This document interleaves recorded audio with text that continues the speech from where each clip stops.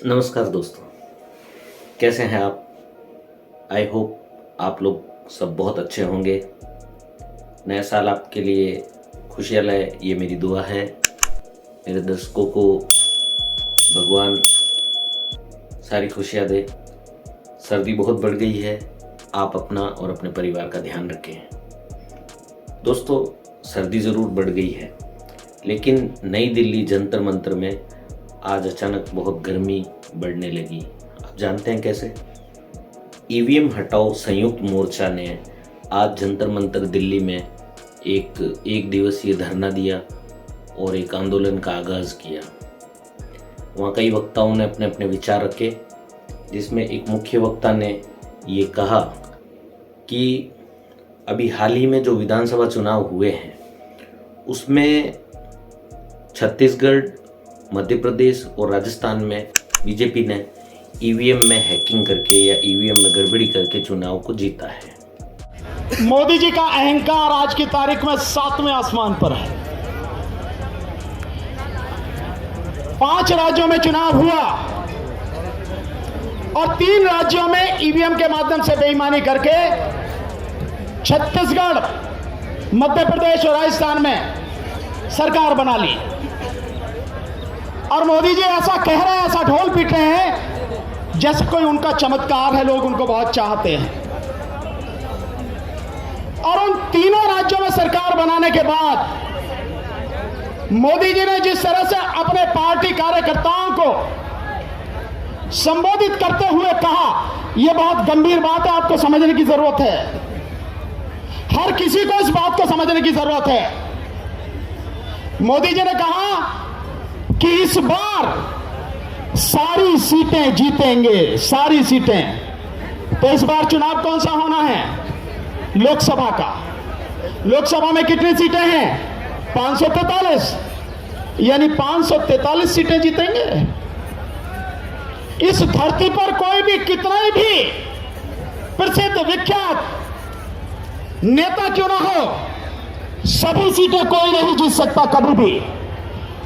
मैं यहां तक दावा करता हूं, अगर इस धरती का कोई खुदा है, कोई भगवान है, वो भी अगर उतर के आ जाए तो सारी सीटें वो भी नहीं जीत सकता। मोदी जी किस घमंड में ये बात कर रहे हैं? मोदी जी घमंड में कह रहे हैं कि इलेक्शन कमीशन उनकी जेब में है और ईवीएम उनके हाथ में है, इसीलिए वो जीतने का दावा कर रहे हैं। और मैंने बार बार इसी बात के लिए उन्हें चेतावनी दी है। मोदी जी, अगर आपको इतना ही विश्वास है अपने प्रशंसकों पर, अगर आपको लोग इतना ही चाहते हैं, एक बार इस देश में बैलेट पेपर से चुनाव होने दो। बैलेट पेपर से 2024 का चुनाव बैलेट पेपर से होने दो।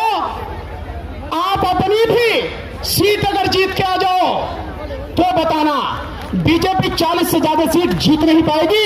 ये स्थिति आज की तारीख में है। 3% से ज्यादा लोग आज की तारीख में मोदी जी को नहीं चाहते।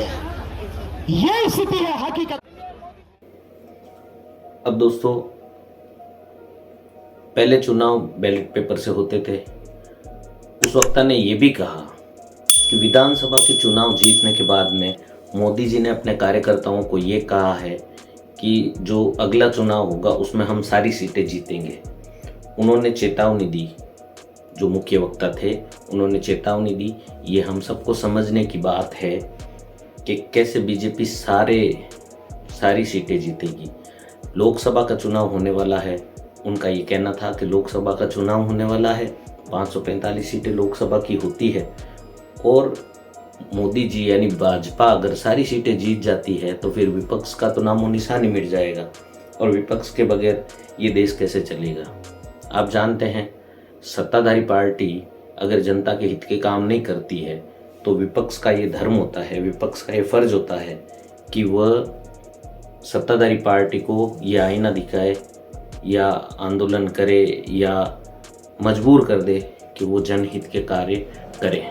इसलिए दोस्तों, विपक्ष का होना बेहद जरूरी है। उस वक्ता ने दावा किया कि मोदी जी की पॉपुलैरिटी अभी वर्तमान समय में 3% से अधिक नहीं है, लेकिन मोदी जी और उनके जो फॉलोअर्स हैं वो ये दावा करते हैं कि मोदी जी की पॉपुलैरिटी बहुत ज़्यादा है। उस धरने में एक वक्ता ने ये कहा कि 2011 तक जो है वो ईवीएम के द्वारा वोटिंग होती थी।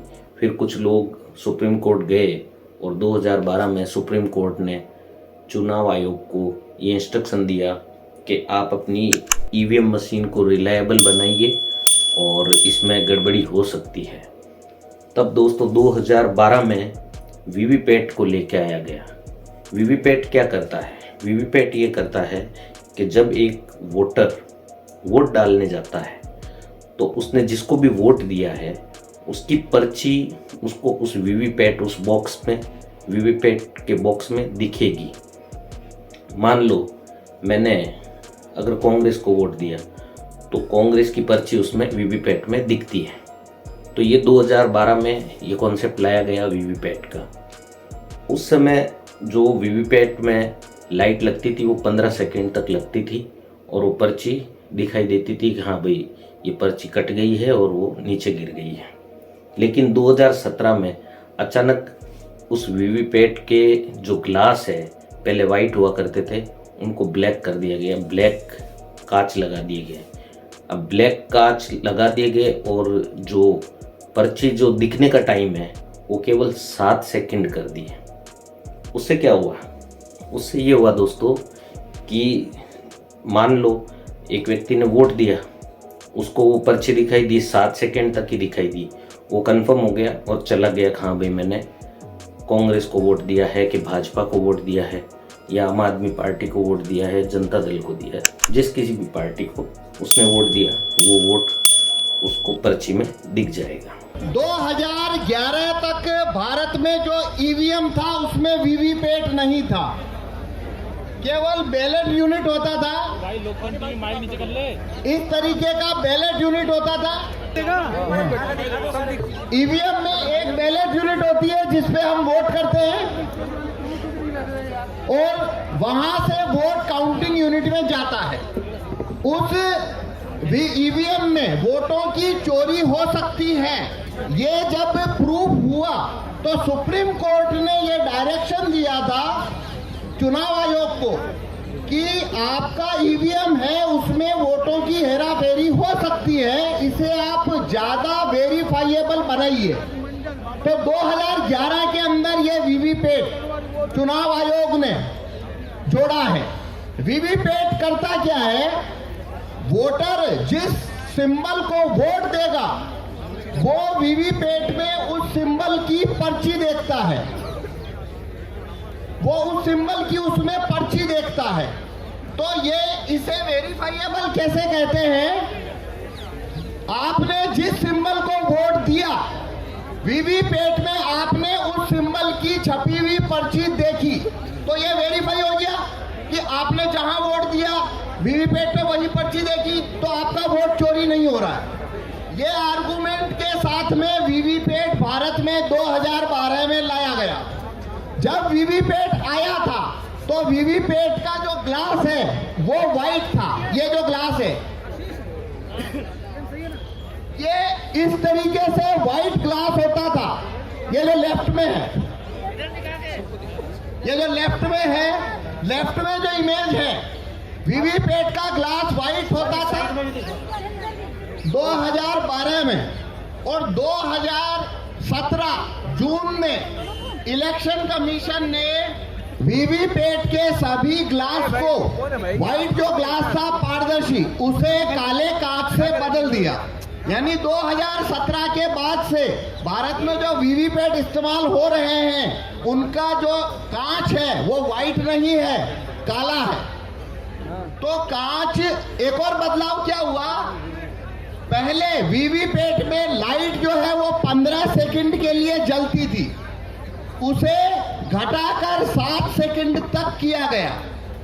ये जो दो बदलाव हुए वीवीपैट में, पहला व्हाइट कांच को ब्लैक किया गया और लाइट जलने की अवधि को 15 सेकंड से घटाकर 7 सेकंड किया गया। ये दो बदलाव होने के बाद वीवीपैट में कागज के वोटों की चोरी कैसे हो सकती है वो यहाँ पे मैं आपको डेमोन्स्ट्रेशन दूंगा। मेरा नाम पवन कुमार शर्मा, मैं भीलवाड़ा से आया हूँ। इसके अंदर वोट चोरी करने का जो प्रोग्राम है वो राहुल जीवन भाई मेहता अहमदाबाद के सॉफ्टवेयर डेवलपर है, उन्होंने लिखा। ईवीएम हटाओ संयुक्त मोर्चा द्वारा आज जो धरना दिया गया, वहाँ पर लाइव डेमो देकर ये दिखाया गया कि ईवीएम में गड़बड़ी की जा सकती है।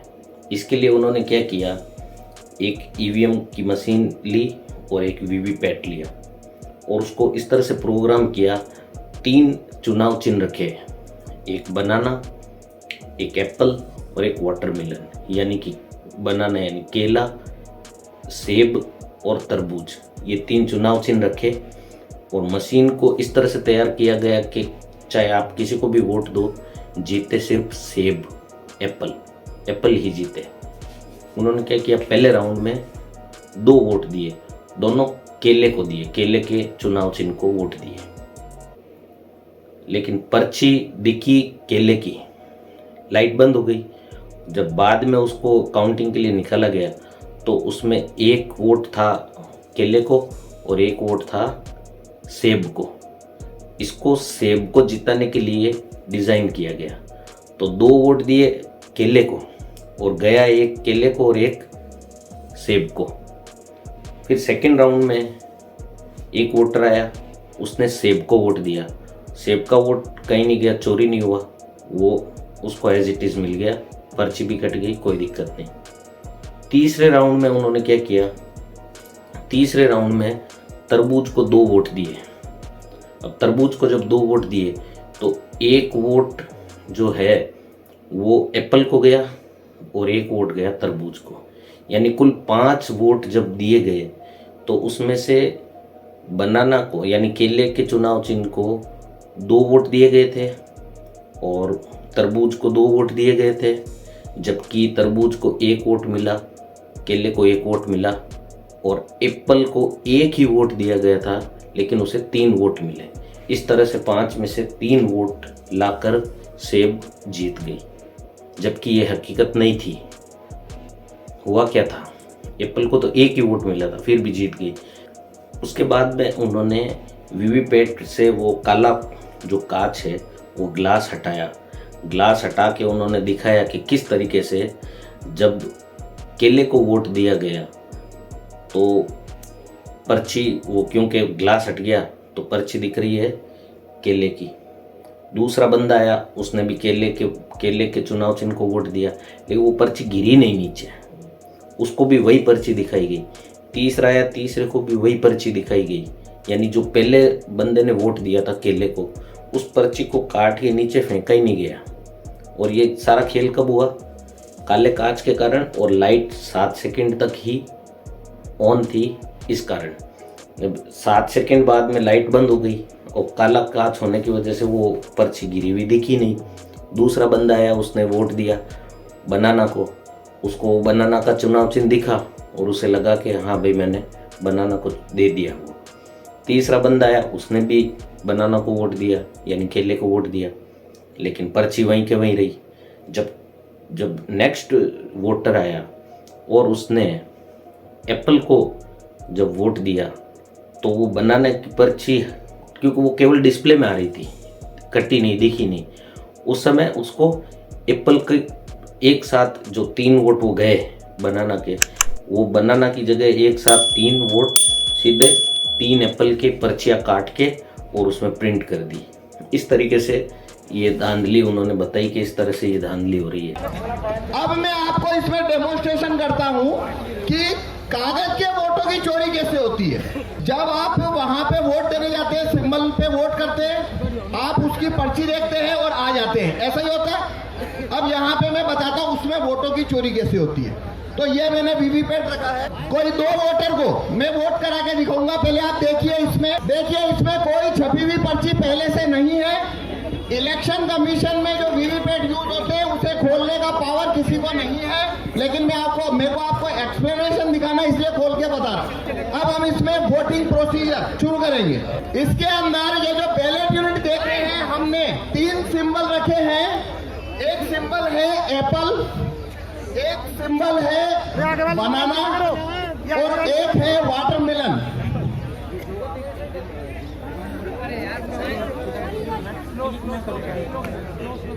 एक वोट में डालूंगा। एप्पल, बनाना, वाटरमेलन, ये 3 सिंबल हमने इसके अंदर रखे हैं। इस पे हम वोट करके देखेंगे।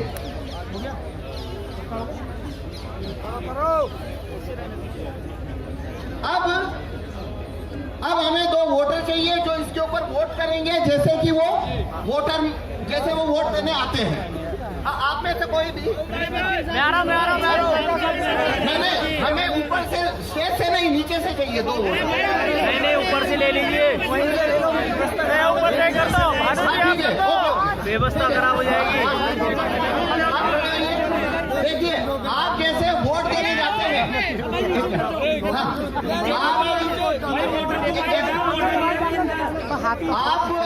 आप कैसे वोट देने जाते हैं, अपना वोट देते हैं। वोट देने के बाद में अपना सिंबल, जो पर्ची आपने सिंबल को वोट दिया, वो सिंबल देखते हैं और चले जाते हैं। उसी तरीके से आपने यहाँ वोट करना है, अपना वोट देके जाना है। आप बनाना को वोट करिए, आप ये बनाना का बटन दबाइए, केले का बटन दबाइए। मोबाइल आगे कर ले भाई, मोबाइल हटा ले यार। हाँ, आप इधर आइए। क्या दिखा? केला देख लिया आपने? केला दिखा? अभी लाइट बंद हो गया, 7 सेकंड नहीं चलता। आपने क्या देखा? हमने किसे वोट दिया? केले को। अब हमें एक वोट चाहिए, आप भी दीजिए, केले को वोट दीजिए, केला को वोट दीजिए। ठीक है, हो गया वोट आपका। अब देखिए अपना सिंबल देखिए, केला आया। आप देखिए, इसमें केला दिख रहा है, देखिए। अच्छा, लाइट बंद हो गया, 7 सेकंड में बंद हो जाता है। हमने 2 वोट दिए हैं, हमने 2 वोट दिए। दोनों कौन सा सिंबल देखा? दोनों ने केला देखा, दोनों ने केला दबाया। तो इसमें से 2 वोट निकलना चाहिए बनाना। लेकिन ये देखिए, इधर दिखा के भी निकाल के दिखाओ।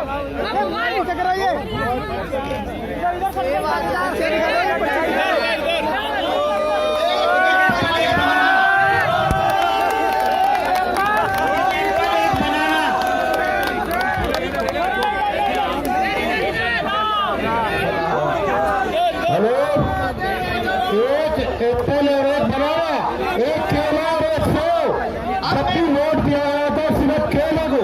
अब मैं फिर से ये आपको करके बताता हूँ। Very good. अब देखिए, अब फिर से करते हैं। अब आप यहाँ पे देखना, आपको क्या सिंबल दिखता है। अब मैं फिर से दबाता हूँ। एप्पल दबाओ, अरे एप्पल दबाओ, अरे केला दबाओ फिर से। ये जैसे ये हमने दबाया एप्पल, तो देखिए क्या छपा आपको? एप्पल का वोट हो गया। हाँ, केला निकालो, केला। हाँ, ठीक है ना? तो देखिए, ये एप्पल का वोट हुआ, ये एप्पल का वोट हुआ।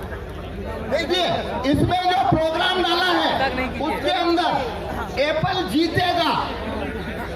जीतेगा, ऐसा इसमें हमने प्रोग्राम डाला है। तो बनाना को जब वोट दिया, तो उसने बनाना का वोट चोरी कर लिया।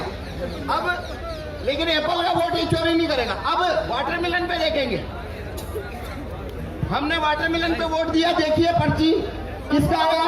तरबूज दिख रहा है? पीछे कर ले यार, ये देखिए, दिख रहा है तरबूज? ये आगे वाले देखिए। अब लाइट बंद हो गया, 7 सेकंड रहता है। अब फिर से हम तरबूज का वोट देंगे। ये देखिए, हमने फिर से तरबूज को वोट दिया। हाँ, देखिए तरबूज, ये देखिए तरबूज। अरे मोबाइल, तो देखिए, हमने यहाँ 2 वोट दिए हैं, दोनों तरबूज को दिए हैं। तो 2 वोट आना चाहिए तरबूज का पर्ची। तो ये देखिए, इसमें से वापस से क्या हुआ? इसने वापस तरबूज का वोट चोरी कर लिया।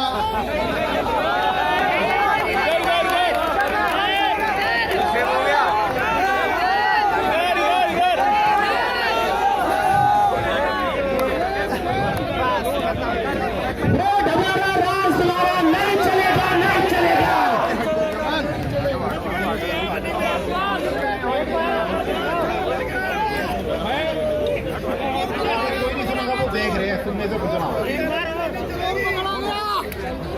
हर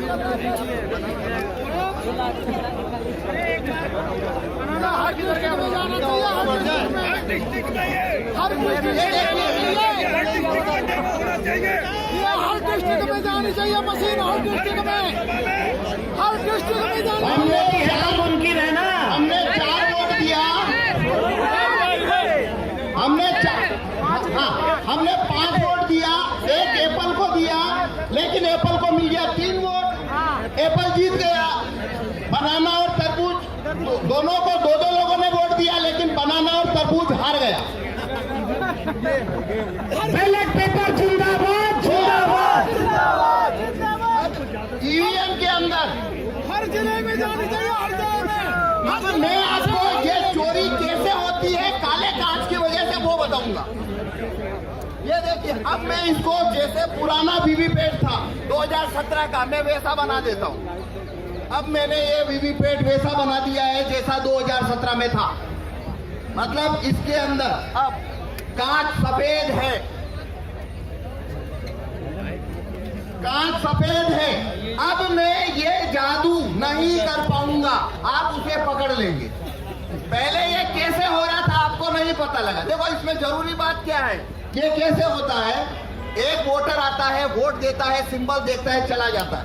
दूसरा आता है, सिंबल देखता है, चला जाता है। तो ऐसे हमने जिसपे जो सिंबल देखा उनको कभी पता नहीं पड़ा चोरी हुई है। वो तो मैंने गेट खोल के बताया, तब आपको पता लगा चोरी हुई है।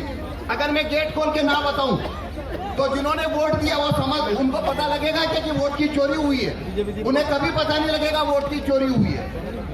तो वो चोरी क्यों होती है? काले कांच से। अब मैं सफेद कांच कर चुका हूं, अब ये चोरी नहीं होती भाई। अब मत घुसा दियो। अब देखिए, मैं फिर से बनाना को वोट दे रहा हूं। ये देखिए, ये बनाना आया, बनाना का वोट आया, आ गया।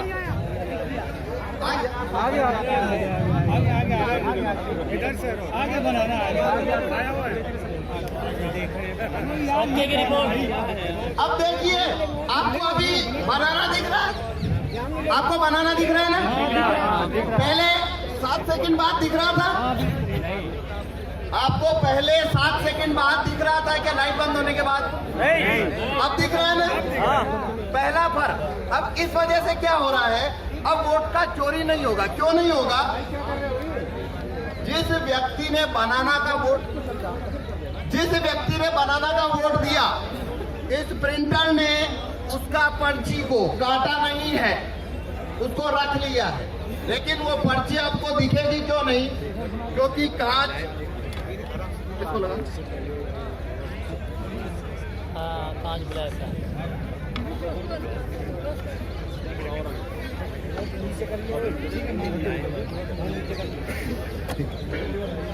अब देखिए, आपको पर्ची दिख रही है क्या?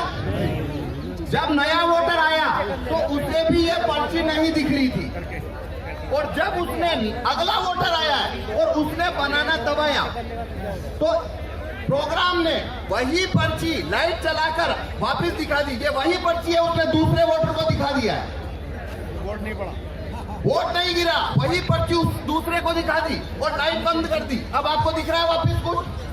अब इतना लाइट बंद करिए, चुपचाप एप्पल छापा है, ये एप्पल छापिए।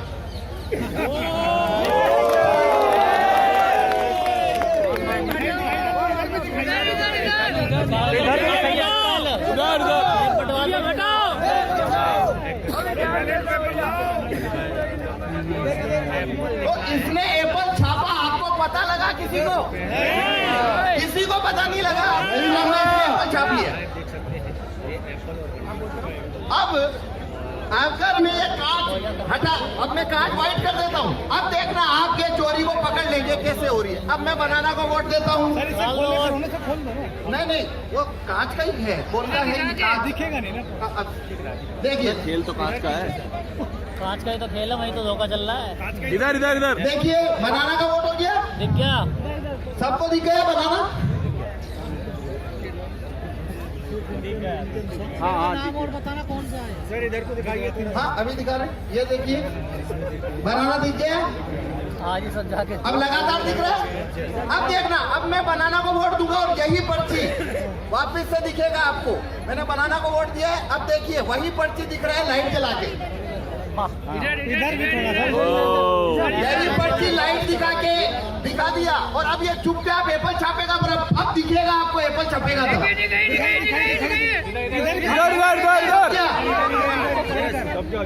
ये एप्पल छप गया। पर ये कांच सफेद है, ये कांच सफेद है इसलिए आपको दिखा। अगर कांच काला है तो आपको नहीं दिखेगा। तो देखो इसमें खेल कितना बड़ा है, अब मैं बताता हूँ।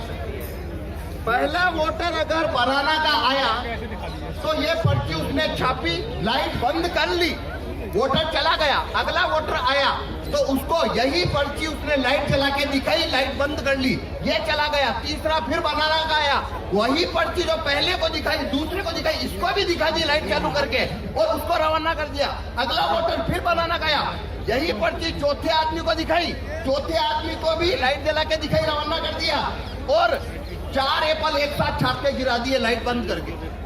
पांच लोगों ने, अगर 5 लोगों ने बनाना को वोट दिया है, अगर 5 लोगों ने बनाना को वोट दिया लगातार तो एप्पल 4-1 से जीतेगा। जितना ज्यादा वोट यहाँ आएगा बनाना पे उतनी ज्यादा चोरी होके उधर जाता जाए।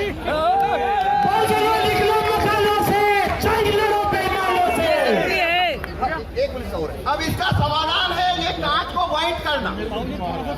ये कांच अगर व्हाइट हो जाए और अंदर लाइट लगातार जलती रहे, ये 2 चीज होने से ये कानून, ये वीवीपैट जो है उसमें वोटों की चोरी नहीं हो सकती, क्योंकि तब पड़ी हुई पर्ची वोटर को पहले से दिखाई देगी और वो वही पर्ची उसे लाइट जलाकर नहीं दिखा पाएगी। ठीक है जी, धन्यवाद।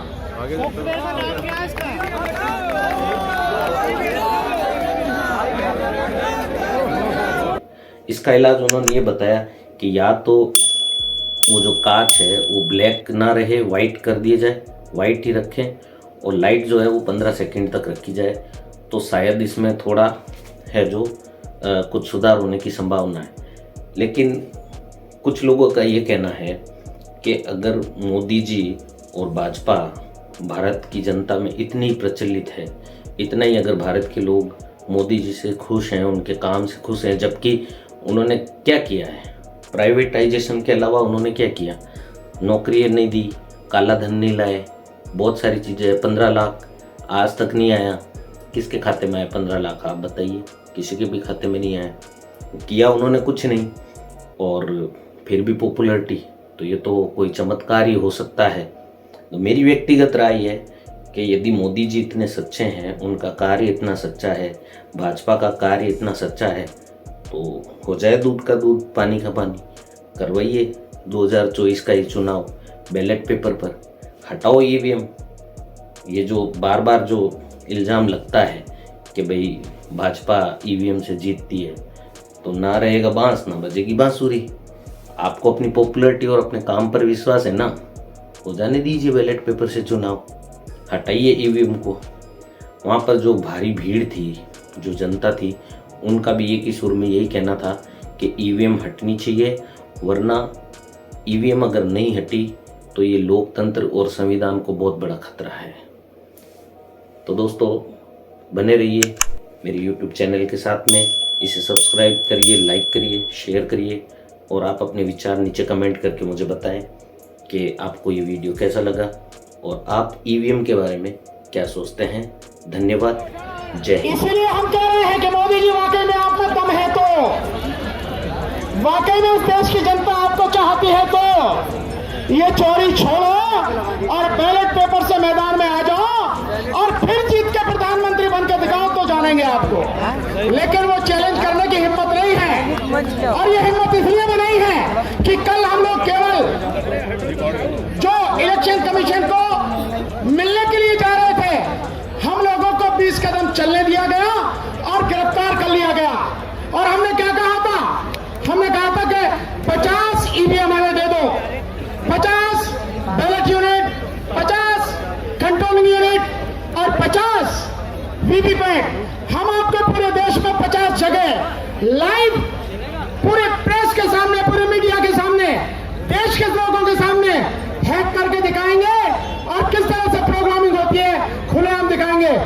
लेकिन मोदी जी भी डर गए, इलेक्शन कमीशन भी डर गया। यह इलेक्शन कमीशन सरकार के कब्जे में है, हमें जाने नहीं दिया और 20 कदम जाके हमें डिटेन कर लिया और उसके बाद हमें पकड़कर मंदिर पर खाने ले गए। फिर उसके बाद में हमें गरम गरम चाय पिलाई, 2 घंटे बाद छोड़ दिया।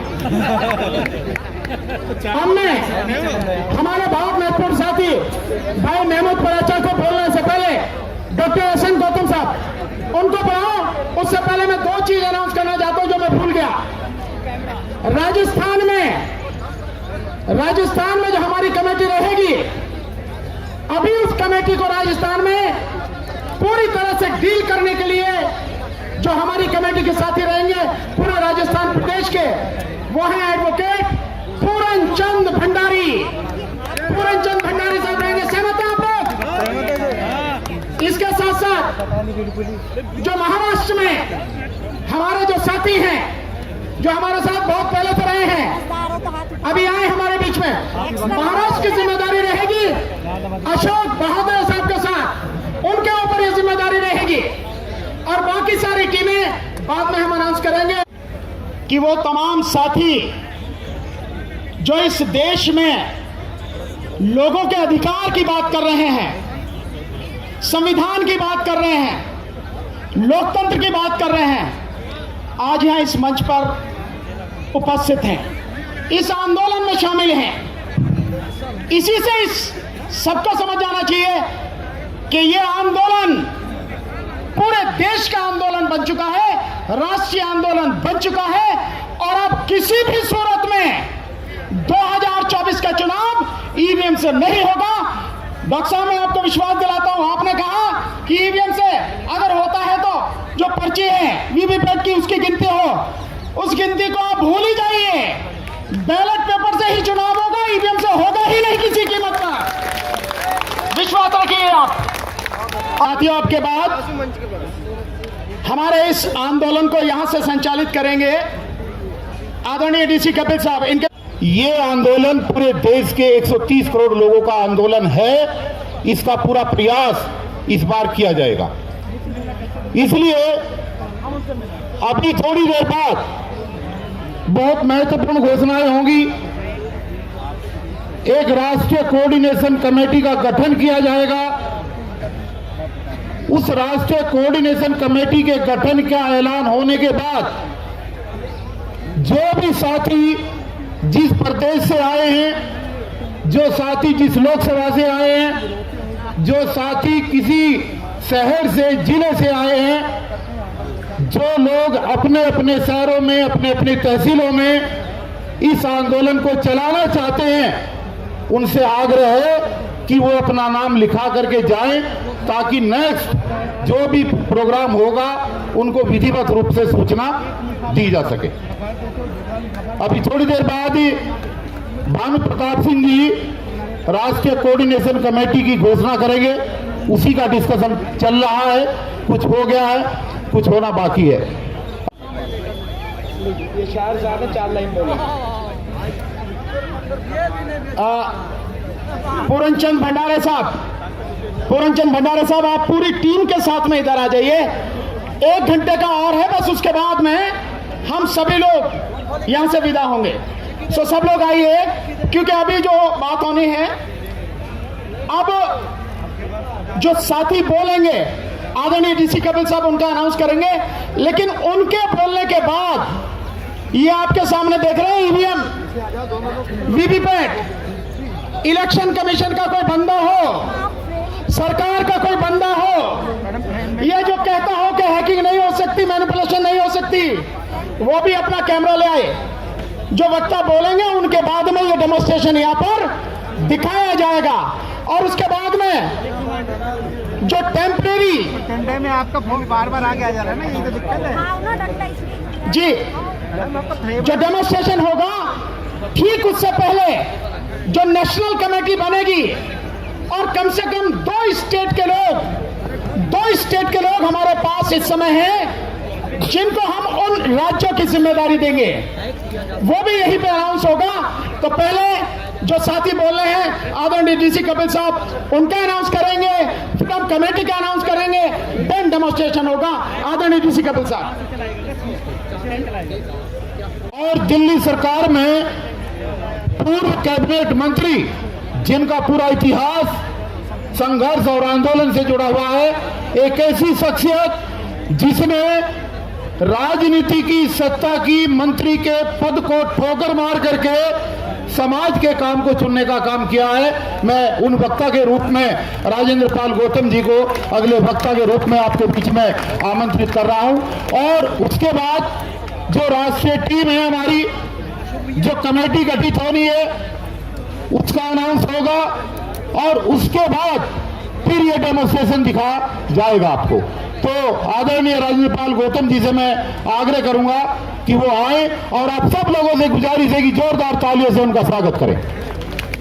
जोरदार तालियों से स्वागत किया जाए राजेंद्र गौतम जी। धन्यवाद कपिल जी। कपिल जी की कुर्बानी बेकार चली जाएगी।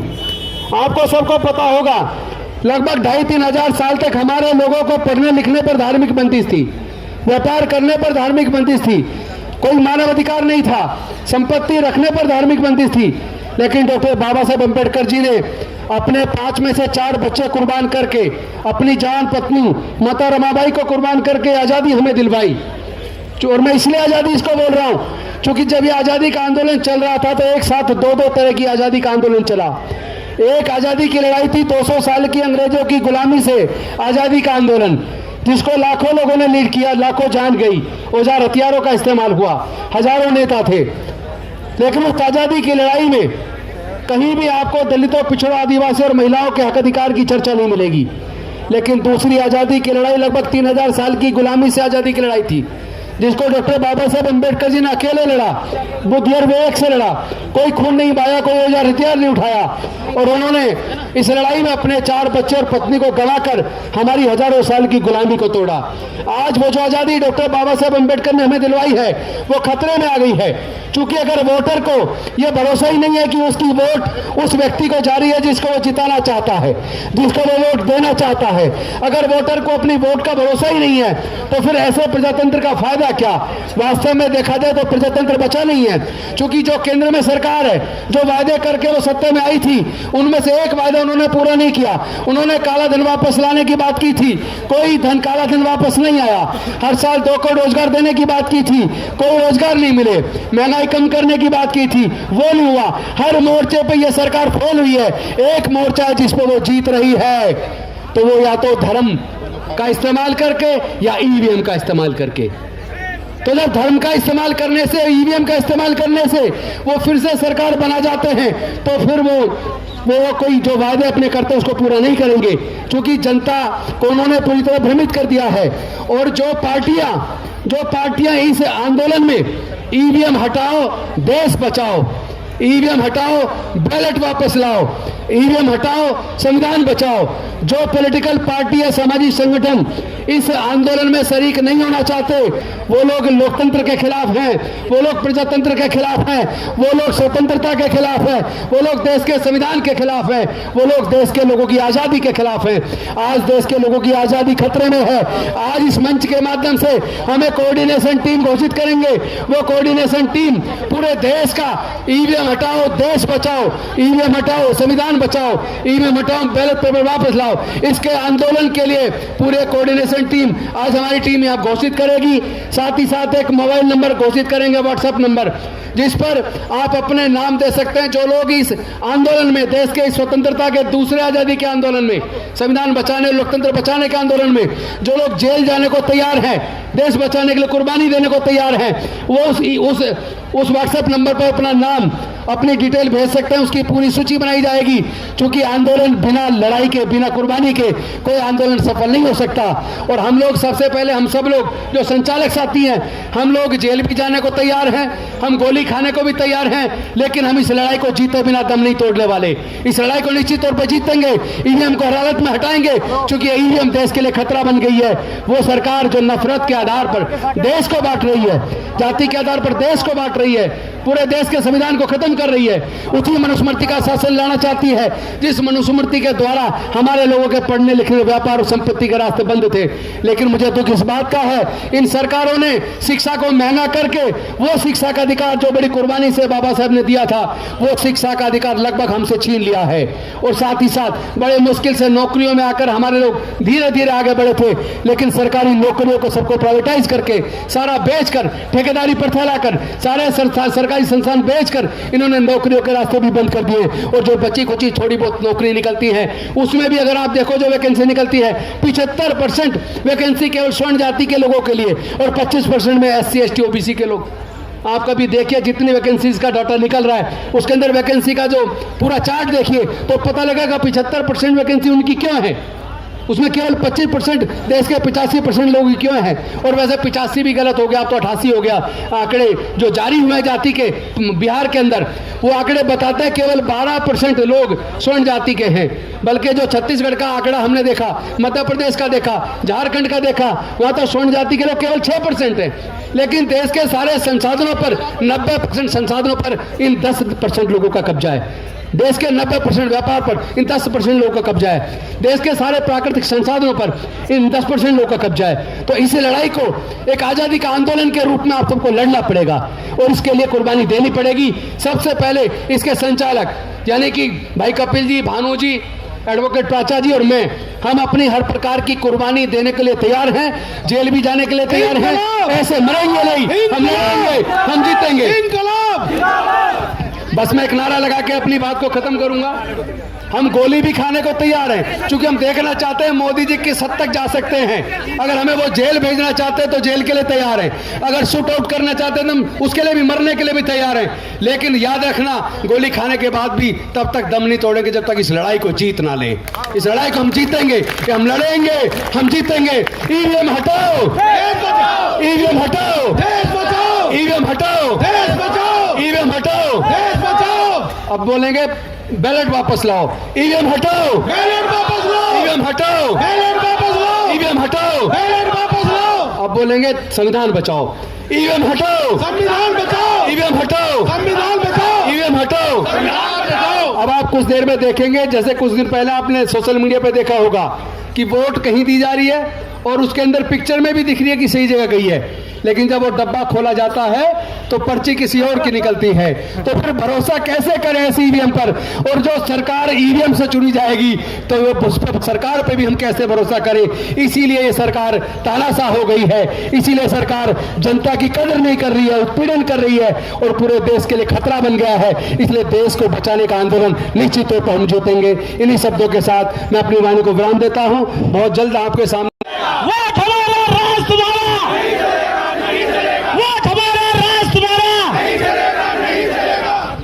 साथियों, अब प्रोग्राम बहुत ही महत्वपूर्ण पड़ाव की तरफ बढ़ता जा रहा है। जैसा अभी राजेंद्र पाल गौतम जी ने घोषणा की है, देखिए इसमें मैं बिंदु पहले भी एक मैंने कहा था, अब फिर कह रहा हूं कि ये किसी व्यक्ति विशेष का आंदोलन नहीं है। यहां पर सर्वोपरि अगर है तो ये संयुक्त मोर्चा है जिसका बैनर लगा हुआ है, और इसमें जो भी नेता काम करेंगे, जो कोऑर्डिनेशन कमेटी बनेगी, इस कोऑर्डिनेशन कमेटी में सब लोग बराबर के हकदार होंगे। आप सहमत है मेरी बात से?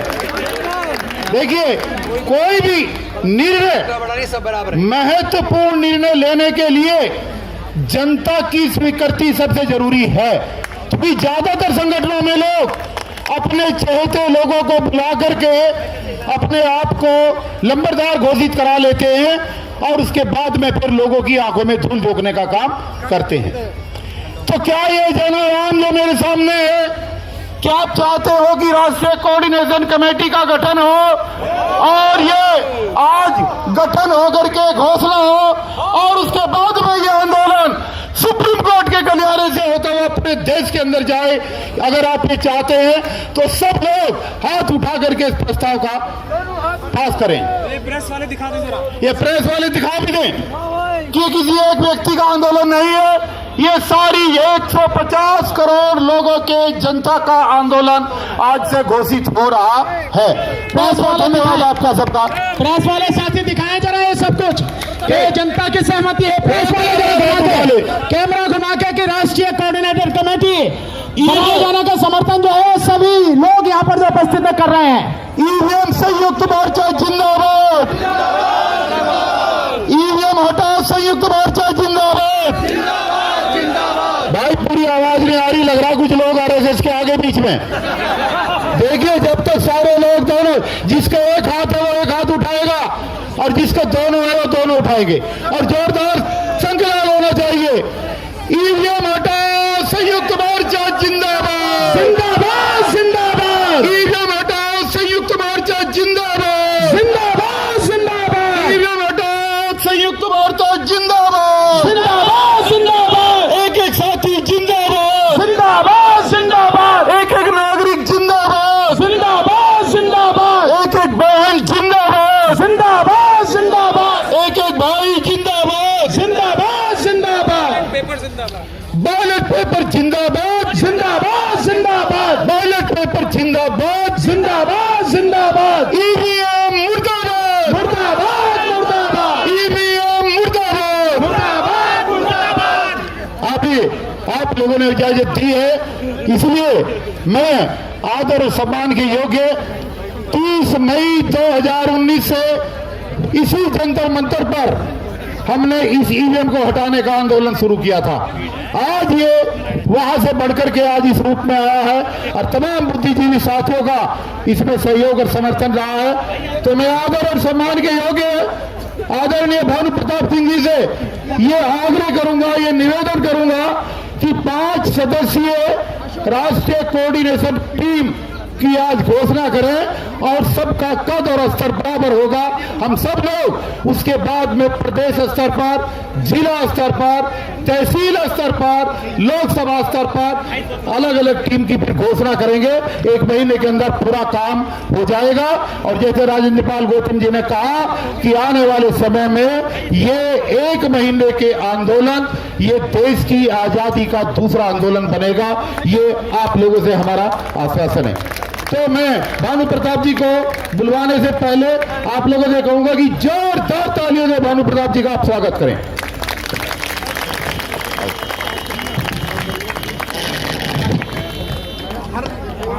बहुत बहुत शुक्रिया आदरणीय डीसी कपिल साहब।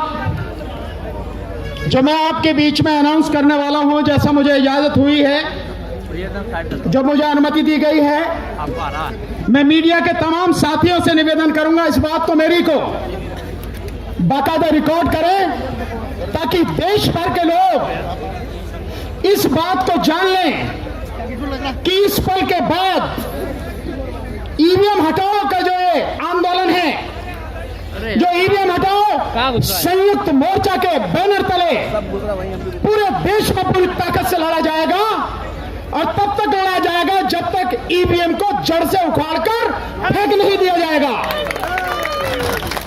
वो कमेटी और वो प्रोग्राम जो आगे होने वाले हैं वो सारे मैं आपके सामने अनाउंस कर रहा हूं। जो ईवीएम कमेटी बनेगी ये नेशनल लेवल पर कमेटी, अभी ये टेम्परेरी है, ये केवल टेम्परेरी है 6 लोगों की। इस कमेटी में हर राज्य से व्यक्ति लिया जाएगा। कोई भी राज्य, कोई भी केंद्र शासित प्रदेश ऐसा नहीं होगा जिसका रिप्रेजेंटेशन इस कमेटी में हो नहीं, जो राष्ट्रीय कमेटी बनेगी। और हर समाज के व्यक्ति का, हर जो इस तरह के जितने भी तबके हैं सभी का रिप्रेजेंटेशन इसमें हो। पूरी ईमानदारी से इसकी भी कोशिश की जाएगी साथियों। और इसके साथ साथ जो राज्यों की कमेटियां बनेंगी उन राज्यों की कमेटी की भी कम से कम 2 राज्यों की कमेटी, जिनके एक साथी की घोषणा आज हम अभी करेंगे, और उसके बाद में जो बाकी राज्य हैं उनकी जो कमेटी बनेगी, आज के बाद साथियों से हम नाम वगैरह लेके जो भी करना चाहेगा, साथ देना चाहेगा, जो लड़ने मरने गोली खाने के लिए तैयार है, जेल जाने के लिए तैयार है, उनके सबके नाम लेके हम बहुत जल्दी उनको भी अनाउंस करेंगे। और इसके साथ जो लोकसभा देश में 543 लोकसभा हैं, हर लोकसभा पर जो लोकसभा का मुख्यालय है वहां पर भी कमेटी बनेगी। तो जो साथी लोकसभा पर उस कमेटी में शामिल होना चाहे, काम करना चाहे पूरी लोकसभा में, पूरे देश में जो भी है वो हमें नाम दें। और इसके अलावा इस देश में 710 से ज्यादा जो जिले हैं उन जिलों पर भी कमेटी बनेगी। तो जो जिलों पर काम करना चाहते हैं उन साथियों से भी निवेदन है कि वो भी अपना नाम हमें दें। और इन सबको नाम देने के लिए मैं एक नंबर अनाउंस कर रहा हूं, व्हाट्सएप नंबर मेरा ही नंबर है, हमारे साथियों का है, लेकिन क्योंकि मेरा नंबर सब लोग जान रहे हैं वो नंबर दोबारा से अनाउंस करता हूं। वो नंबर है 78408686 78 40 86 86 66 ये नंबर है मेरा। जो भी साथी जहां जिम्मेदारी संभालना चाहे, लड़ना चाहे, वो साथी इस नंबर पर व्हाट्सएप के माध्यम से भेजें। मैं यहां से हूं, ये मेरे पर्टिकुलर है और मैं इस जिम्मेदारी को इस जगह संभालना चाहता हूं। अब मैं आपको अनाउंस करना चाहता हूं जो वो कमेटी है। मैं एक बार नंबर और बोल रहा हूं, पीछे से आवाज आई है 78468686 78 40 86 86 66। ये मैंने 2 बार बोल दिया। अब मैं अनाउंस करने जा रहा हूं जो नेशनल लेवल पर टेम्परेरी कमेटी बनाई गई है 6 लोगों की। उसमें सबसे पहले हमारे बीच में जो खड़े हैं हमारे क्रांतिकारी साथी आदरणीय भाई एडवोकेट के सुप्रीम कोर्ट के सीनियर एडवोकेट महमूद प्राचा साहब, आप सहमत हैं इससे? हाथ उठाकर बताइए। दूसरा, हमारे साथ इसमें जो रहेंगे, जिनको राजनीति का भी बड़ा अनुभव है, केंद्रीय मंत्री रहे हैं आदरणीय भाई राजेंद्र पाल गौतम जी, बताइए सहमत है क्या? बहुत बहुत शुक्रिया। और इसी बीच हमारे साथ जो कंधे से कंधा मिलाकर ठेकेदारी हटाओ राष्ट्रीय संयुक्त मोर्चा के राष्ट्रीय अध्यक्ष हैं, लगातार संघर्ष कर रहे हैं, आदरणीय बीसी कपिल साहब इंजीनियर, सहमत है? बताइए हाथ उठा के, सारे लोग बताइए हाथ उठा के। इसके बाद हमारे साथ जो रहेंगे उनकी पूरी टीम यहां पर है, लेकिन वो हमारे बीच में नहीं है अभी, पर वो हमारे साथ में रहेंगे। उनसे फोन पर बात हुई है, उन्होंने हमें सहमति दी है। वो हमारे साथी हैं भीमराव अंबेडकर जी, बाबा साहब डॉक्टर अंबेडकर के पोते हैं। बताइए उनसे सहमत है नहीं है? इसके साथ नॉर्थ ईस्ट का रिप्रेजेंटेशन होना चाहिए। तो नॉर्थ ईस्ट से जो हमारे साथी हैं, जो डीआरडीओ में साइंटिस्ट रहे हैं, जिन्होंने विटामिन डी पर बड़ी जबरदस्त रिसर्च की है, जो लगातार संघर्ष में हमारे साथ शामिल हैं, जो मणिपुर और असम से संबंध रखते हैं, आदरणीय हिजाम राजेंद्र सिंघा साहब, बताइए आप सहमत हैं? सिंघा साहब कहां पर हैं जी? और इसके साथ 5 लोग हो गए, और अगर आप अनुमति दो तो छठा मैं भी इसमें शामिल हो जाऊं। भैया सहमत हो कि नहीं हो? तो साथियों, आप सबकी सहमति से अभी टेम्परेरी ये 6 लोगों की कमेटी है जो काम करेगी लगातार, और बाकी नेशनल लेवल पर हर प्रदेश का, हर केंद्र शासित प्रदेश का रिप्रेजेंटेशन हो, वहां से लोगों को हम खोज के इस कमेटी को प्रॉपर तरीके से बनाएंगे। अब काम क्या होना है, इस बात को आप जरूर ध्यान से सुन ले साथियों। जो काम होना है, ये लड़ाई अब कहां से, आज से शुरू हो चुकी है, और अगला जो इसका अब शुरुआत होगी वो 14 जनवरी जिस दिन जो सूर्य है वो दक्षिणायन से उत्तरायण की तरफ चलता है, उस दिन। और आपको ध्यान है, माननीय राहुल गांधी जी भी न्याय यात्रा अपनी 14 तारीख से शुरू कर रहे हैं। हमारी शुभकामनाएं हैं। लेकिन मैं कहना चाहूंगा कि न्याय यात्रा में भैया ईवीएम का मसला जरूर रखो, नहीं तो न्याय यात्रा का पता नहीं क्या फायदा होगा या नहीं होगा।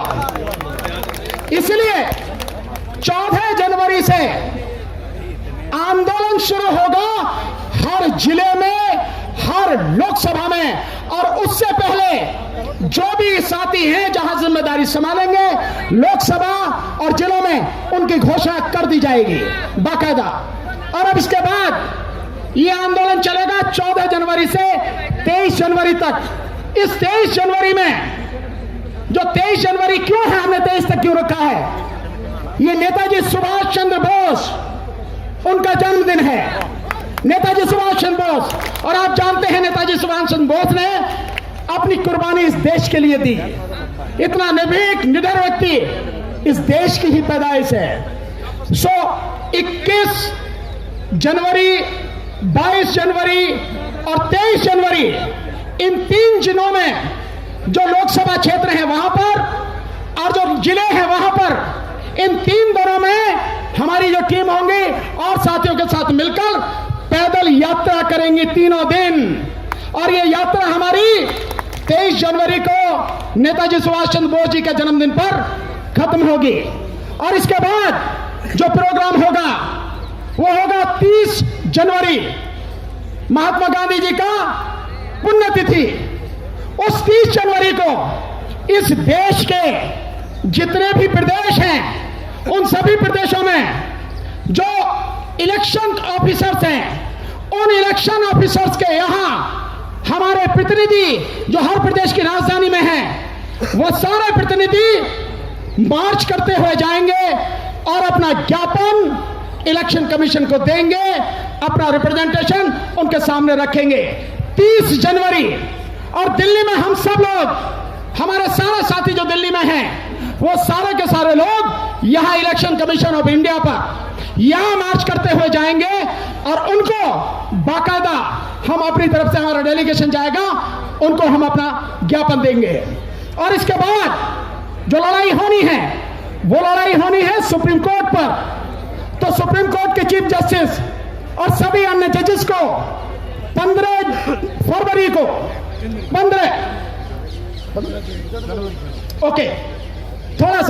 15 जनवरी को हम सारे दिल्ली के साथी, सारे एडवोकेट मिलके इसी 15 जनवरी को सुप्रीम कोर्ट के सामने जाएंगे। और जो ऑनरेबल चीफ जस्टिस साहब हैं, जो और जजेस हैं, उनको हम अपना रिप्रेजेंटेशन देंगे, उनसे रिक्वेस्ट करेंगे कि इस ईवीएम को, इस प्रणाली को, इसकी तकनीक को आप भी नहीं जानते। इस देश के तमाम सुप्रीम कोर्ट के जजेस, हाई कोर्ट के जजेस, नीचे डिस्ट्रिक्ट कोर्ट के जजेस, तमाम IAS officers, IPS officers, doctors, advocates, professors, PhD वाले, सारे पढ़े लिखे लोग, इंजीनियर्स, एक्सेप्ट सॉफ्टवेयर इंजीनियर्स, सामाजिक कार्यकर्ता, कोई नहीं जानता इसकी तकनीक कैसे काम करती है। कोई नहीं जानता कि ये जो हमारे देश में अपनाई गई है, हम इसको क्यों, जब हमें पता ही नहीं लगती हमारी वोट कहां है, क्यों उसको स्वीकार किए हैं। ऊपर से नीचे जितने भी पढ़े लिखे लोग हैं, जब वो नहीं जानते तो आधी आबादी जो अनपढ़ है वो कैसे जानेगी। और हम सारे के सारे अंधे होकर केवल वोट डाले चले जा रहे हैं। ये हमारी योग्यता पर, हमारे इंसान होने पर, नागरिक होने पर एक बहुत बड़ा प्रश्न चिन्ह है। इसलिए सुप्रीम कोर्ट का हम रिप्रेजेंटेशन अपना देने जाएंगे 15 जनवरी को। यह कार्यक्रम इस तरह से 30 जनवरी तक चलेगा। और आपके माध्यम से जितनी भी पॉलिटिकल पार्टियां हैं, आरजेडी और समाजवादी पार्टी और यहाँ पे अंबेडकर समाज पार्टी और साथ में जो आजाद समाज पार्टी, उनके साथी यहाँ पर हैं, जो ग्लोबल रिपब्लिकन पार्टी है उनके साथी यहाँ पर हैं, और भी कई साथी हैं, बहुजन समाज पार्टी के साथी भी हैं। बहन जी से कहना भाई जरूर में वोटर्स पार्टी, हाँ वोटर्स पार्टी ऑफ इंडिया, वो भी इंटरनेशनल, वो भी हमारे साथ में है। इतने लोग हैं, हम आपके माध्यम से निवेदन करेंगे वो भी सब हमारा साथ दें। सो ये रहेगा, ये कार्यक्रम रहेगा। अगर किसी का नाम लेना रह गया है तो वो इसको अदरवाइज ना लें, परेशान ना हो। सब लोग हैं। जब पूरी लिस्ट आएगी उसमें सब कुछ आएगा कि कौन कौन पार्टियां, कौन कौन संगठन पूरे देश से इसमें शामिल हैं साथियों। सबका नाम आएगा, किसी का रहेगा नहीं। जो साथ दे रहा है, जो खड़ा हो रहा है, उसकी यहां पर पहचान होना जरूरी है। सब आएगा साथियों, परेशान होने की जरूरत नहीं है। तो ये कार्यक्रम रहेगा। अब इसके बाद में ये जो डेमोन्स्ट्रेशन है ये शुरू हो। एक शायर 4 लाइन कहना चाह रहे भाई, 4 से 5 में मत कहना, देखो बार बार कह रहे आप। तो ये 4 लाइन इनकी सुन लो और फिर डेमोन्स्ट्रेशन देखो। देन उसके बाद में हमारे भाई महमूद पराचा जी हमारे बीच में एक बड़े क्रांतिकारी, बहुत योद्धा डॉक्टर एस.एन. गौतम साहब हैं। मैं कहूंगा कि वो अगर भीड़ में है, आगे लोगों में है, तो यहाँ मंच पर आ जाए, वो भी बोलेंगे। और एक और साथी हमारे हैं भाई तेज सिंह जी, जो आजाद, जो अंबेडकर समाज पार्टी है उससे हैं, उनको भी समय दिया जाएगा। और एक हमारे साथी हैं, नौजवान साथी, दिल्ली यूनिवर्सिटी से आए हैं, कुछ आजमगढ़ से हमारे साथी आए हैं, उनको भी समय दिया जाएगा। आर.पी. सिंह साहब हैं, देखते हैं किस तरह से होता है। तो आप शायर साहब आ जाओ, 4 लाइन बोलो। धन्यवाद जी। बाबा साहब ने हमारे कवि शायरों के पीठ पे पीठ थपथपाई है। ये 10 भाषण से भारी हमारे कवि शायरों की 4 लाइनें होती है। 2024 का चुनाव अगर बैलेट पेपर से नहीं हुआ, ये 2024 का चुनाव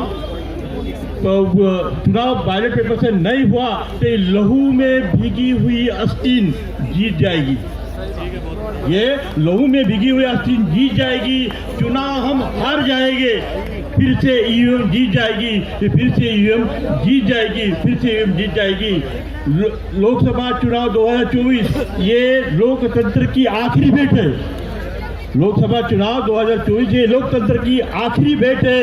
416 वोट की सेटिंग बीजेपी की तो ईवीएम में सेट है, ईवीएम में सेट है, ईवीएम में सेट है। Thank you.